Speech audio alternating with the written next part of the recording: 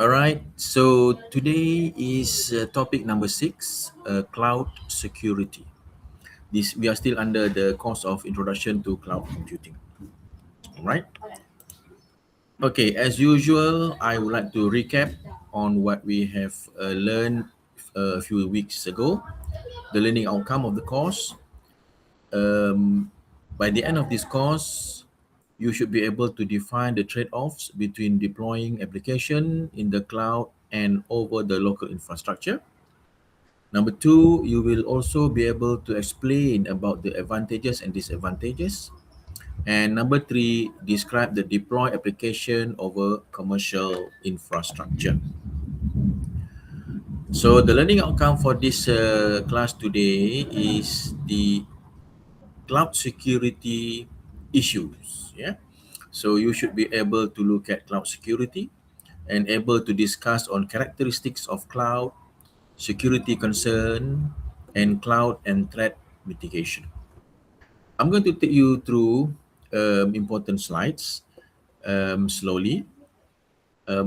First of all, we need to know what is cloud security. Now, you can find this information easily in the internet.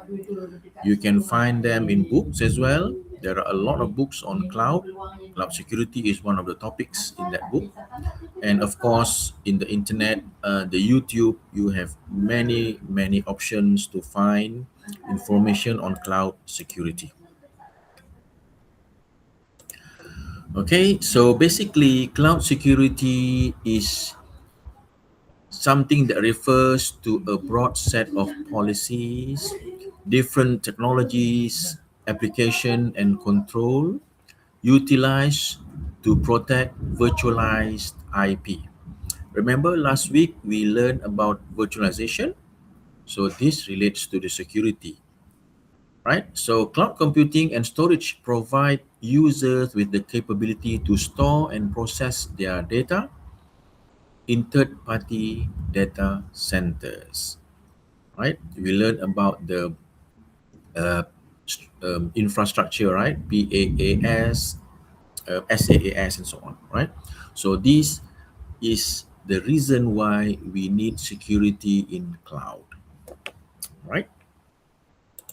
Now, that is the basic of, that is some reason why we learn about, sorry, the definition of what cloud computing, the definition of cloud security. And this is what I've mentioned just now. Due to the services models and deployment models, hence we need cloud security, right? So we've looked through the services model, the deployment model before, and that's the reason why we need cloud security. And this diagram I've shared with you from the previous class as well on the characteristics, right? Just a recap. From the bottom part, you can see the deployment model. We have the public, the private, the hybrid, and the community models. And then on the middle part is the service model. We have the service SaaS, PaaS, and IaaS.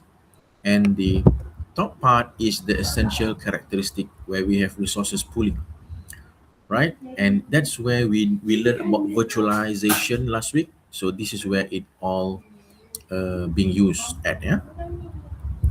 So the general concern on security, you all know this, you all maybe have been facing all of this, yeah. Number one is trust, trusting the vendor's security, right? We need to have trust. We do a lot of communication, a lot of services that we utilize. Most of them are based on trust. And then the customer inability to respond. We have many types of different users, right? These users are also like us, customers, yeah. And we are not able to respond as quickly as possible, or even to respond to something that we do not know, right? So customer inability to respond. And then again, for the security, inability to obtain support. Okay, we need to seek help. We need to seek support. But usually it is a challenge to get the support. And then the loss of physical control. We are not using any physical machines anymore. We are using virtualized machines. And of course, security is an important issue there. And the administrator accountability. Okay. Again, this last bullet is the same as the first one, similar to the first one, the trust issue. Yeah, the trust issue. Now, on this slide, which I'm showing you now, is the security interaction model. This is the securing the cloud with a few models, um, looking at threats as well, and also identifying some good practices for cloud provider security. Yeah. So this will be one case study which we are going to learn, and it's going to be in your ODL activity as well. Right. So the overview can be shown here in this diagram. Okay. We have on your right side of your screen, there are compliance model. On the middle one is the security and control model. And on the third left is cloud model. Now, we all are familiar with cloud model. We've learned this since the beginning of our class, our course. But this cloud model needs security model to make sure that all of the facilities, features are being performed, completed in a very safe manner. All right. And security needs something to comply on. That is the reason why we have compliance model. All right. So you all know about this part already. All right. Now let's look at the compliance model. Okay. So in compliance model, we have a lot of models. For example, the PCI, where we have firewalls, code reviewer, encryption, antiviruses, right? So these are all compliance model. And this will contribute to the security control model. In the security control model, there will be application, information, management, not forgetting the network, the trusted computing, compute and storage, and sometimes there will be some physical storage as well, right? So on the side there, I've given you the examples. Yeah. So please go through this and have a look at the examples by finding it in the internet. Okay. You can find either a YouTube to learn by yourself or in text form. All right. So they are easily available. Please go through the security control model. All right. And then we now look into the detail of what I've mentioned to you just now. It's best for you to look at this YouTube video, but I'm not going to show you the video at the moment. We look at the video after this. All right. So the important points in this slide is just to show you when you do the extra reading I have given you, you must identify the abuses of cloud computing, okay, misconducting on cloud computing, and then the risk of the cloud computing. There are many unknown risks. And then you should also consider the malicious insiders. Yeah, people who work into the system, they perform normally, but they also do something malicious. Okay, so when you do your reading, find this information.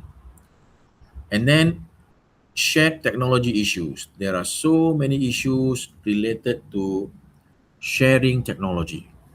Okay, not only in computing, in all other field like engineering, medical education, you have a lot of issues when you do sharing of technology. Okay, and the second last point I want you to look at when you do the searching is the data loss or leakage. Okay, how does this model be able to assist you to avoid data loss, right? So these are the things that you need to go through. Okay, so in this slide, we are looking at the threat mitigation. Yeah, the threat mitigation, you have abuse and nefarious use of cloud computing, insecure interfaces and APIs, and the unknown profile risk, also malicious insiders and shared technology. So all of this I've mentioned to you in these few bullets. All right. What are the abuse of nefarious use of cloud computing until the hijacking part? Okay. So these are the point that you must identify. No, you must understand. Yeah. Why is it happening? How does it happen? And can we avoid them? Right. So you have all of these. Table 1, continue table 2, and table 3. Okay, so these are the things that you must look into. Yeah, the last point here is account or service hijacking, right? The service hijacking is on sharing of account credential. In cloud computing, we should prohibit, but we cannot prohibit 100%. Yeah, because we are sharing the technology, so you must have a give and take here. Yeah, so account or service hijacking is prohibit the sharing of account credential, leverage strong two factors authentication, and I believe all of you know this already. There is always at a particular stage now we have the two factor authentication, even in online banking or anywhere, right? In WhatsApp also you have two factors authentication. Okay, could be more later, three factors and so on, but at the moment two is good enough. Sorry, two is good enough. Yeah, so leverage strong two factors authentication, and then employ proactive monitoring to detect authorized activity and understand cloud provider security policies. Okay, security policies. Now we look at this. I'm coming back to the previous drawing. Yeah, but this one. Okay, so the policy here relates to compliance. Okay, so when you do the when you read through the compliance model, you will find a lot of information relating to policy. Okay, why? Because when you have security control model, the security control must relate or comply to something. It must comply to models. Okay, and there are a number of models, and of course when they need to comply to something, it is always related to policies, right? So those are the things that you need to know. Now let's go slowly on the security practices by Google. Okay, I've talked to you just now on the issues and the definitions on securities. Um, Now we look at one example that we are the user, which is Google security practice. Now, Google apps, so many apps that we are using now, they are organizational and operational security. They also provide data security, They also have threat evasion, safe access, and privacy, right? So when I mention all of this, I'm sure that you are aware of this, that you are the user of most of them, and this is not something new, all right? So that's why we take the Google security practices as an example for our class. But there are other security practices as well, yeah, from Azure, Microsoft, MS, right? So a lot, but the one that is user friendly, because we are using this daily in our daily life. So Google security is the best example, okay, to let you know, yeah, on the security. Now, Google organizational and operational security. Okay, this is the first one. Yeah, they look at holistic approach to security. The overview of the security are their main concern. They also have special security teams. Okay, remember I've taught you before that the Google have lot of regions and zones, and each of those regions and zone have their own special security teams. Yeah, not just one or two teams, many teams, and in one team there are usually more than 5 people. All right. So security team is their specialty in Google security, and then they have also developed everything with security in mind. Whatever apps that Google creates, they must they will always have security in mind. Okay, they whatever apps they introduce, they have their main concern is the security, right? That's the best thing also for Google. Yeah. Bullet number 4: regularly perform security audits and threats assessment. So they do check and balance, right? They have apps, they allow people to use their apps, and um, in a regular basis they perform security audits to make sure that their apps are at par or always on the right track, always safe to be used by user. Okay? And Google also have employees screening or train. They have training for their new staff. They have training for their um, regular staff, their part-time staff, or even their officers. Yeah? And work with security community and advisor. Right? They also work with security communities, the government of of some countries. Yeah, they have advisory board as well. So this is one example of security in Google. Okay. Next one, Google data security. All right.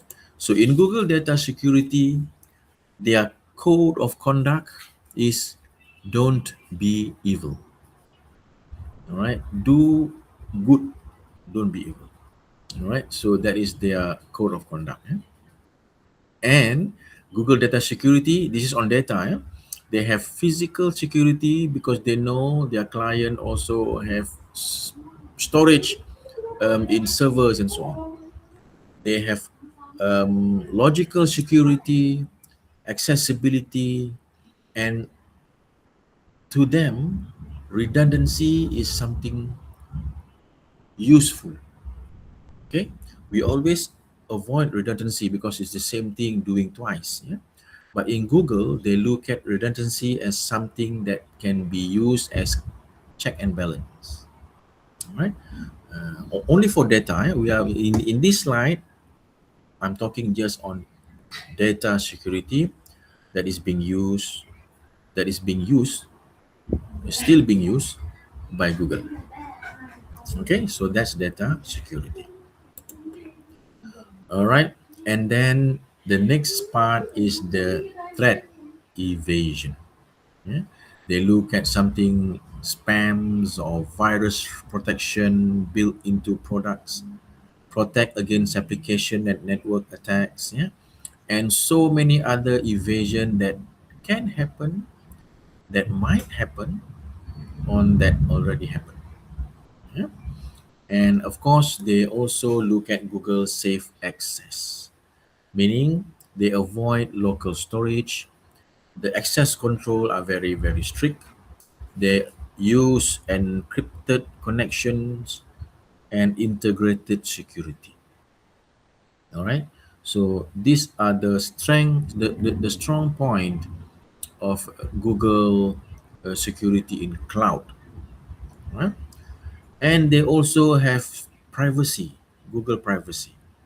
Okay, so these are some of the Google privacy here. Privacy of policy.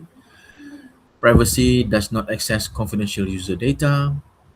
They do not alter any data. No changes are being done to data. They maintain own IP rights, indemnification, liability, and when people completed the use of their apps, they will also have the end of use procedure as well. All right.